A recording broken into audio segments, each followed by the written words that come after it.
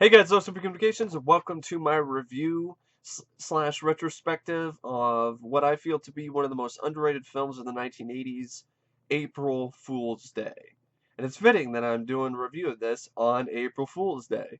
And I reviewed this once before, but I wanted to do a newer review, and I wanted to check it out because today was April Fool's Day, and I'd been wanting to watch this film again anyway and to see how well it holds up, and it holds up fantastic. I love this movie. I think it's I think it's a great film. I think it was just marketed wrong. Paramount marketed the film as a slasher film, and it's not a slasher movie. It's more of a mystery thriller with some slasher elements and with some comedic elements thrown in the mix, but it's more of a mystery thriller, a whodunit, and it's more of a contemporary retelling of an Agatha Christie novel. It's less of a slasher film. It's more of a mystery thriller, and I think people didn't like that because they were expecting a slasher movie because that's what it was advertised as, and it is not a slasher film. But that being said, I still think it's a great film. I still think it's has a really great cast full of very likable characters whom we get to know a little bit about throughout the course of the film because there's a decent amount of character development in a film that's only 88 minutes long, and it still manages to give you enough of character development so you can care about the characters and what happens to them. The mystery itself is well written. It definitely keeps you interested. It's thrilling when it needs to be. It's also funny when it needs to be. It has a great amount of levity in it, which I think really helps the film. The one-liners that some of the guys say, I think are really funny. There's some laugh out loud moments in this movie to me, and I think the ending, the twist that it has, it's perfect. It's called April Fool's Day, so I don't see why there's a reason to be so aggravated at this film for the way it ends. And I think it's just one of those films that I guess it depends on your tastes and whether or not you like it or not. But I personally don't think that this is one of the worst movies ever, like a lot of people have said it was. Some people have said it's the film that killed the slasher genre, which I highly disagree with, because even after this movie came out in 1986, to little to no fanfare and not very much at the box office, it didn't kill the slasher genre. We had how many more Friday the 13th sequels that came out after this, or Halloween sequels? It didn't kill the slasher genre. What killed the slasher genre was two things, in my opinion. The Motion Picture Association of America, who completely gutted the slasher genre and made it so they couldn't do as much because they censored it to high heaven, and also oversaturation. And what do I mean by oversaturation? I mean way too many slasher movies. Dis- Direct to video and theatrical, to the point that nothing new could ever be done with the concept anymore, to the point that they were running out of ideas. And I think April Fool's Day is not the film that killed it. In a lot of ways, I think April Fool's Day is one of those films that makes the slasher genre a little bit more fresh and innovative. It's one of the most fresh and innovative takes on a slasher film I've seen ever, to be honest. And it's because it's not just a straight up slasher. It's a mystery thriller. It's a whodunit film with a great cast, with a great directing, and an equally great score. And it's a film that if you haven't seen it yet, I highly recommend it. And I'm gonna go into the even more in depth on what I like about this film and a little bit of the synopsis. But and I'm gonna spoil some things. But I just wanted to do a little bit of an intro to the film, so I don't. So I give you guys a little bit give you guys a taste of what the film is about, so to speak. It's before I go into spoilers. And pretty much what it is, it's these um, group of college friends, Harvey, Nikki, Rob, Skip, Nan, Chaz, Kit, and Arch, and they together to celebrate spring break by spending the weekend at the island mansion of their friend Muffy St. John on the weekend leading up to April Fool's Day. And it starts out pretty innocent. Once on the island, it turns out Muffy has set up a variety of little jokes, uh, whoopee cushion dribble glasses, to more complex and disturbing jokes, like where it's actually revealing some secret past moments from these characters' lives, which I thought the film handled really well. And but all of it is just a joke. Those little jokes, and all the friends in general just try to relax, and then stuff starts going really wrong. I mean, even in the beginning of that film, something went wrong. Buck, a local deckhand, gets seriously injured in a gruesome accident, and some people start missing, disappearing, and other members of the group of friends are showing up dead, and you end up sort of figuring out through a twist that there could be something else going on, and there's a whodunit, there's a mystery, and that needs to be solved before it's too late, so to speak.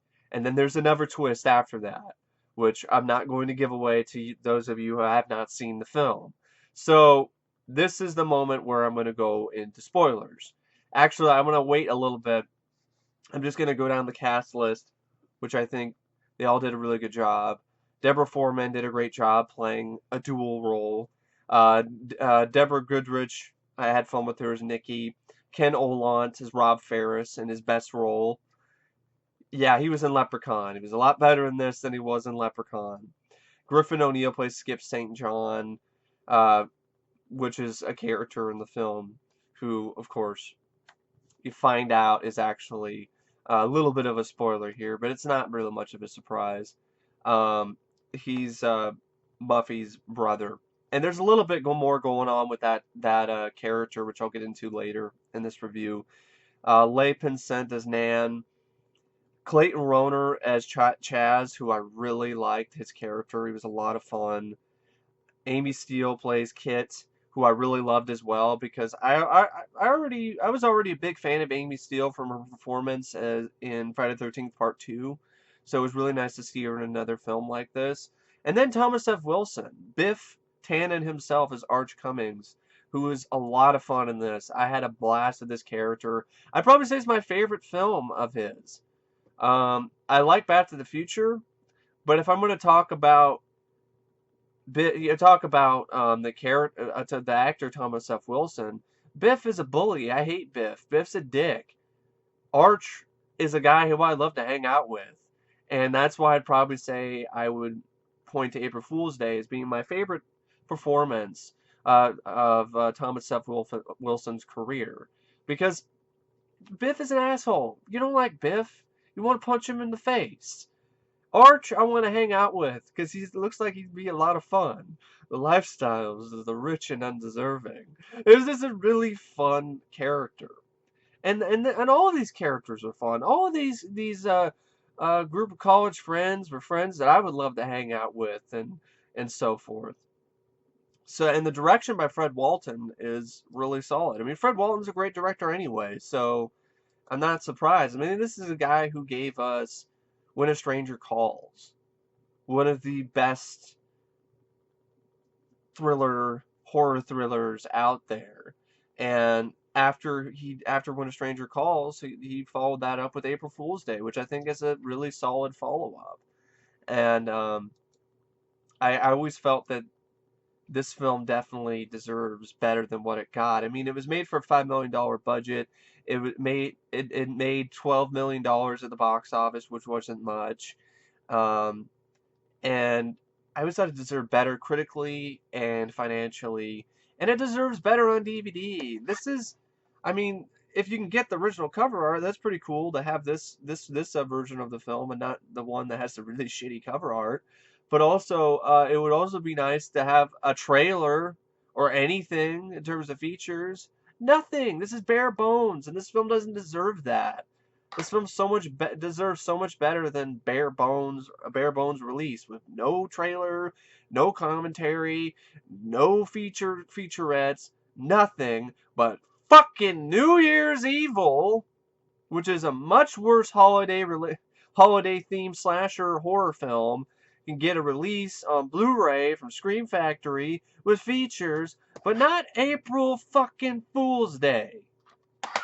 I'm I don't fucking get it. I don't fucking understand why New Year's Evil, which is a piece of shit with a fucking killer who sounds like he's speaking through a kazoo, is on Blu-ray, but not April Fool's Day. It shows you how much this film is disrespected. And I don't understand why. I think it's because some people didn't like the fact that they got a prank pulled on them. They don't like the fact that the movie kind of pulled a prank on them, and they didn't like that, and they're a bit butthurt about it. And instead of praising the film for actually being true to its title, for actually changing up a entire genre, and actually delivering a very entertaining, fun movie that's also it's multifaceted. It's a mystery, it's a thriller, it's a bit of a comedy, and it's also a little bit of a slasher film. And it combines all those elements together and creates a very satisfying whole, but for some people it isn't because they don't like the fact that they got pranked. Well, you know what? Lighten up. So it's just I just had to throw that out there. Um It's April Fool's Day. It's a movie called April Fool's Day. What were you expecting? I don't understand. Were you expecting it to be serious? It's called April Fool's Day. But anyway, that's a little bit I wanted to just vent a little bit on that. And also, there's other things that are great about this movie. The screenplay by Daniel Bach, I thought was Danilo Bach, I thought was really clever, full of really fun lines of dialogue, and full of interesting character build up and moments of where you get to figure out a little bit about the past. And I just thought the film did a great job unraveling this mystery. And then when the twist comes along, it really does it really does surprise you. You really, if you haven't seen it and you see it for the first time, your reaction is exactly the same as the reaction of the people, of the characters in the film. You're like, "Fuck!" It's just like, "Fuck you!" It's all part of the fun though, and I think it just makes the film stand out even more the way that it ends. And I would be remiss if I didn't mention the score by Charles Bernstein, which is amazing.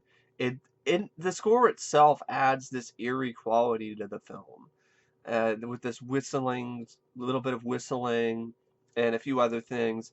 And it's a really fantastic score.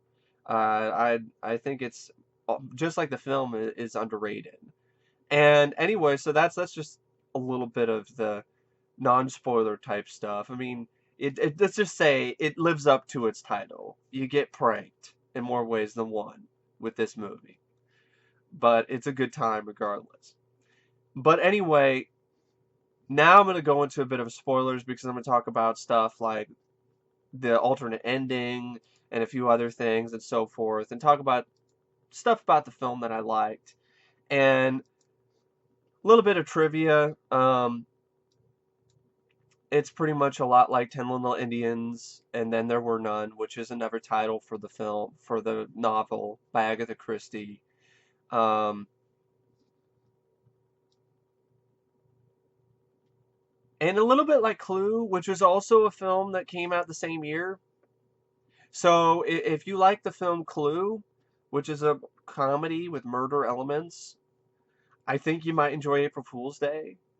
I like Clue as well. It has a novelization, which I have by Jeff Roven, which has one of the infamous original ending in it, which actually, for some reason, the photo of it is actually on the back here, and that is not in the film. I don't know why they have that on the back of the DVD. So they have a picture of a deleted scene, but they don't have the deleted scene on the actual film. Um, yeah, so talking about the I don't know what that is. Uh I don't know what's going on back there. But April Fool's Day is a film that I was introduced to by a good friend of mine, Matt Rambarat for Life, and he enjoyed the movie, and I definitely did. I checked it out one time on VHS when I was living in Oklahoma, and I definitely did enjoy the film. I had a lot of fun with it, and a lot of what I have fun with is the fact that the film does pull the rug out from underneath you. It's a film that it's a slasher movie, but not really. It's more of a mystery thriller, and I like that about it. It made it more unique. And I like the fact that it's a slasher film technically where everybody lives. There's no body count. Nobody dies. And that makes the film unique too. It's a horror film where everybody lives in the end. I don't know what's going on back. Oh, I have no idea. But if you could hear that, I have no idea what's going on. Uh, April Fools. uh, um, but I really like the fact that the film ends like that with and nobody died. It's a slasher film where nobody dies, and I like that because I liked all the characters, and this makes the film a film that I can watch over and over again because all these characters live in the end, and I like that about the movie. I'm sorry, so once in a while I do like a happy ending in a horror film. I mean, not every single time, but I thought this film earned that ending. It's called April Fool's Day. It pulls the ultimate prank on you. I thought it worked. I thought it was ingenious. I thought it was very, very clever. And I thought the film did a great job pulling the wool over your eyes, so to speak. And it helped that I just really liked the characters. And I don't think I would have liked the film as much if it was more like a typical slasher movie. And I think I still would have liked it, but I would not have loved it as much as I do if it did not have the ending that it has. And the film's gained a large cult following because of the fact that it ends like that. I mean, it doesn't have a lot of violence in it. It's very light on violence. So it aired on late night and television a bunch of times, and it gained a large cult following because of that. And pretty much the original ending of the film, it was much longer and it was more twisted. In the original script, after Muffy reveals the whole weekend was a setup, the guests leave except for Rob, Kit, Chaz, and Nikki, who sneak back to the house to prank Muffy for revenge. And I like the original ending better. The fact that it was all a rehearsal for her bed and breakfast, for her unique experience of a whodunit weekend, which is something I think would be fun. I wish that was being done now. Does somebody have a nice little cabin somewhere across from a lake where they are doing a whodunit weekend where you get to be involved in a murder mystery? I think that would be a lot of fun. I'd love to do that with my friends Matt and Free. I'd love to do that. I think that would be a fun thing to do, and I thought it was a fun idea as well. But yeah, originally they try to prank Muffy for revenge. However, when they return, Skip cracks and attempts to kill Muffy in a rage of jealousy. Rob jumps in and saves Muffy, killing Skip in the process. This ending was actually filmed, but it didn't make the final cut because the studio opted for a more upbeat conclusion. And the ending is identical to how the novelization plays out. And I like the original. I like the original. I like the ending that they did instead. The ending that they shot from the original screenplay. I honestly, I think it's a weaker ending. It doesn't fit the film. The tone of the film is kind of a jokey, comedic tone anyway. And but when it needs to be serious, it does pull that off. But the tone of the film is more akin to an April Fool's Day prank, and that's what the film is. It's called April Fool's Day, and it pranks the audience, and in a very clever way.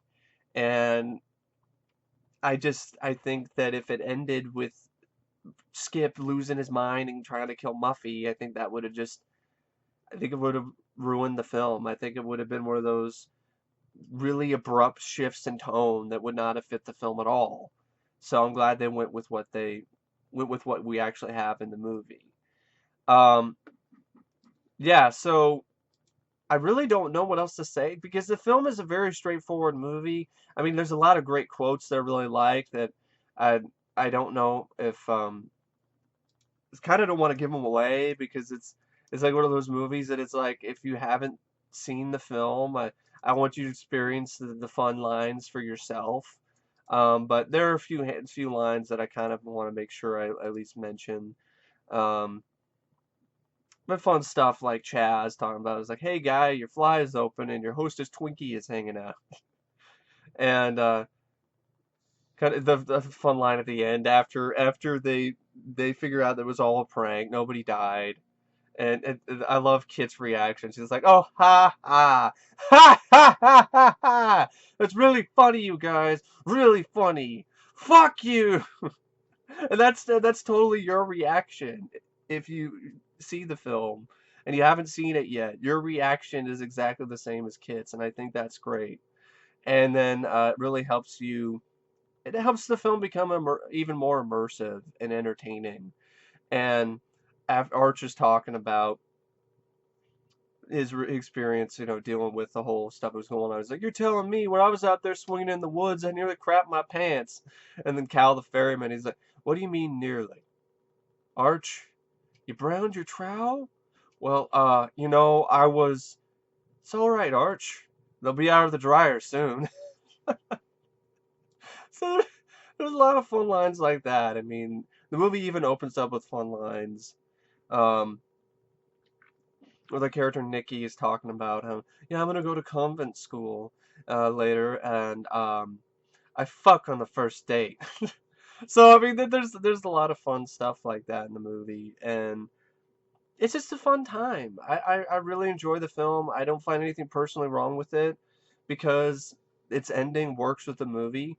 I think it's effectively creepy when it needs to be, but I think it's more of what the film is trying to do. It's trying to entertain, and in that regard, it pulls it off in spades. And yeah, I really don't know what else to say. I mean, it has a review slash retrospective that isn't an hour long. Well, it's a very straightforward film. These bunch of friends, they get together, they go to a um a Muffy St. John's place across the lake. They experience some fun pranks, and then things start to get a little bit more serious and potentially deadly. And then you find out in the end that it's all just part of the plan. It's all one big prank. It's all one big rehearsal for a weekend whodunit weekend, which is really clever. And the film itself, though, it does a great job building up to the reveal at the end, building up to the twist. The twist doesn't feel like you got punched in the balls to me. It doesn't feel like a twist that is undeserving of the film. It doesn't feel. I don't think it's stupid. I think it's actually really clever. And even the end credits, the film is playing jokes on you. I mean, the movie ends with this fun song like "Too bad you're crazy, too bad you're nuts, too bad you're loony as hell." Da da da da. It's just. I mean, it is an irresistibly entertaining movie for me. It's a film I could watch over and over again and not get tired of it because I love these characters. I love the performances by the cast and crew, and it's also a film that it's really well directed, it's really well edited, it's got a great sound, it's got a great score, it even has a fun little bit of use of a fun song at the end when they're partying.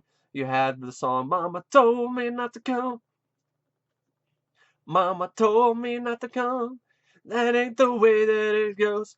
It actually works really well because it's like, hey, they told you not to come, but you came anyway, and you experienced a very unforgettable weekend. And yeah, it's a very fun movie. I think it's incredibly underrated. I think it's a film that to this day still gets a ton of crap that I think it doesn't deserve.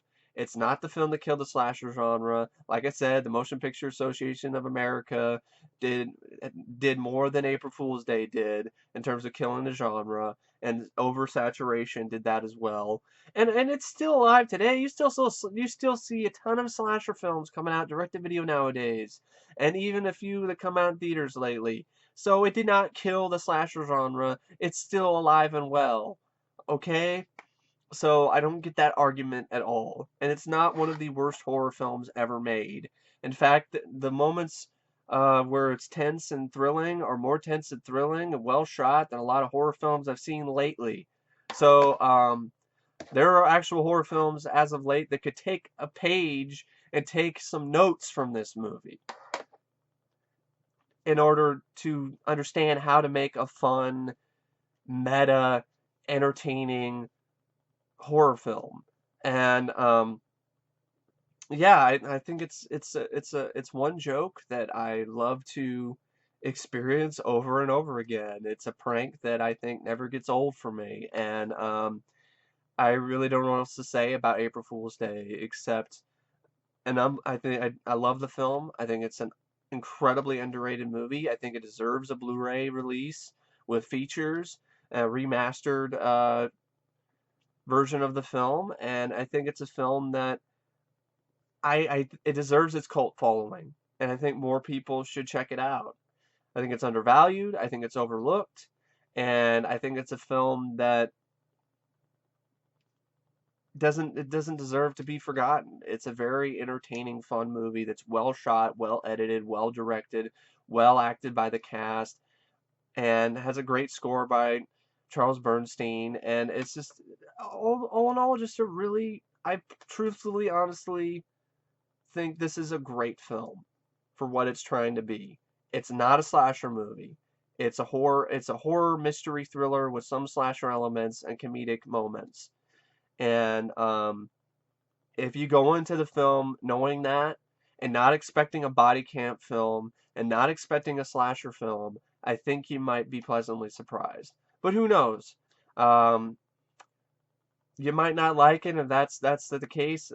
That's fine with me. And if you still hate the movie, if you still think it sucks, be my guest. But I respectfully disagree with that, and I still think the film is honestly to me a classic. And anyway, I really don't know what to say about April Fool's Day, except I was rated out of 5 stars, 5 out of 5, 2 thumbs up. Like I said, I don't really have any problems with this film. It has some of the best cast I've really honestly seen in a film like this. I like everybody in the cast. I think they're fun characters. They're likable. You don't want them to die 5 minutes into the movie or 30 seconds in. And I think that's a huge plus in the film's favor. And I think the film also is well written. It builds up to its twist really well. And it's ultimately at the end of the day still satisfying, despite the fact that you got pranked. But hey, you have a good laugh and realize that it was still a good time regardless. And that's April Fool's Day. Anyway, thank you for watching my review / retrospective of the film, and I will see you guys later. See ya.